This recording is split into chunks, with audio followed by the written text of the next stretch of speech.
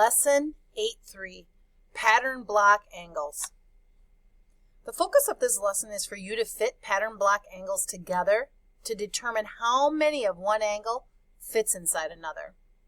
You're going to have to describe how they arranged the pattern blocks to fill the angles of other pattern blocks, and then compare the sizes of those angles.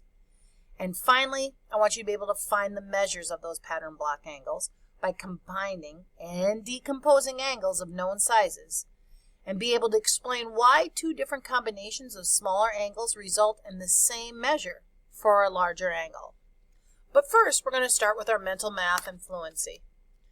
Again, multiplication. 8 times 1/2. Hopefully you remember it. It's 8 halves. 8 divided by 2 equals 4. Again and again, I tell you how important multiplication is, and it's even going to be more important in 5th grade that you know your multiplication facts. 12 times 1, 6. 12 times 1 is 12, and 6 is my denominator. So what's my whole number? 12 divided by 6 equals 2.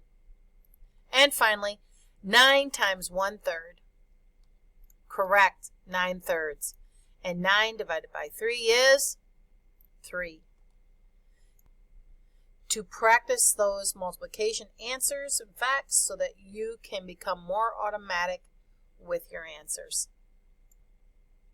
Remember when you're doing this next activity that you do not leave any gaps or overlaps when you're filling larger angles of pattern blocks with smaller angles. Just as with any other measurement, gaps and overlaps reduce the accuracy of your students' measures. So you're going to turn to Math Journal page 278. Read the directions to yourself as I read them aloud. It says, Lynn is playing with her grandchildren's pattern blocks, and she notices that some of the blocks' angles fit exactly in the angles of the other blocks. She sees that 2 of the white rhombuses, small angles, fit into one of the red trapezoids, small angles. That means that the measure of the trapezoid small angle is 2 times the measure of the white rhombus's small angle. If looking at this picture just doesn't seem to be doing it for you and you're still finding this difficult to understand, remember you can always rewind the recording and listen to it again and actually go over and get your bag of pattern blocks and do what I just read. So as you work with a partner or with myself, use these pattern blocks to complete Journal page 278 and list as many observations as you can for problem 4. So remember, when you get to this part, I want you to come up to me with the pattern blocks and your math journal so we can do this together. Pause the recording now and do that, please. After you've completed working with me, I want you to go to the Math Masters in the file and get out page 304. It should look a little bit similar to what you're seeing on the screen. Over on the right-hand side of your paper, it should look like this. You should see a square with 90 degrees in it. And it says, what is the measure of each angle of a square? And I think I just told you the answer. Each of the square's angles is 90 degrees. How do the red trapezoid angles compare to 90 degrees? Are they larger than 90 degrees or smaller than 90 degrees? Remember, you can always get out the red trapezoid and look at it so that you can answer this question correctly. Now you're going to follow along on the paper. It says, Lynn finds a complete set of pattern blocks. Help Lynn figure out the size of the angles and some of the different shapes. So you can use what you know about squares, remembering that each of the 4 angles of a square measures 90 degrees. I want you to put some blocks on top of others to fit the angles together to figure out the measures of those angles. So go ahead and get your blocks, if you've already put them away, to do Math Masters page 304. Make sure that you're drawing what you've done, because the next problem is asking you, what is the measure of the small angle of the white rhombus? And then draw a picture and explain how you know. So I want to make sure that you are drawing a picture and then with words and numbers that you're explaining it. Finish Math Masters page 304 and then bring it up to me so that I can check it or help you with it if you're not quite understanding what to do. Pause the recording now and do that, please.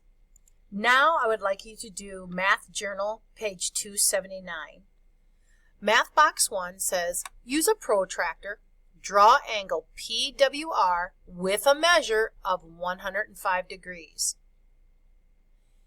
And then the second direction says, angle PWR is what type of angle? Is it an acute, a right, or an obtuse?